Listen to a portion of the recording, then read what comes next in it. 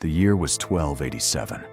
Deep inside a forgotten forest stood the isolated village of Black Hollow, a place where fear ruled every sunset. As darkness covered the land, no one dared step outside.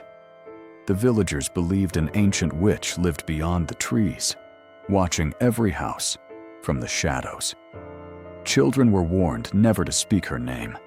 The elders claimed she was once a healer, but after being falsely accused of practicing dark magic, she was burned alive. Before taking her last breath, she whispered a curse. "None of you will ever escape me." Years passed, yet every full moon, someone disappeared without leaving a single trace. The only thing ever found was a black feather, lying at the victim's doorstep. One cold autumn evening, a young hunter named Edwin laughed at the old stories. Armed with a torch and a sword, he entered the cursed forest to prove the witch was nothing more than a legend. Hours later, he discovered a ruined stone cottage, hidden beneath twisted trees. Strange symbols covered its walls, and an old wooden cradle rocked back and forth, even though there was no wind.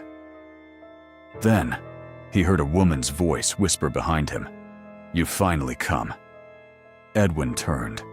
No one was there. Suddenly, the torch went out.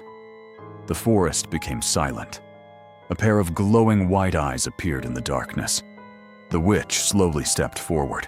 Her face was burned beyond recognition, her long black hair dragged across the ground, and her twisted fingers held the same black feather the villagers had always feared.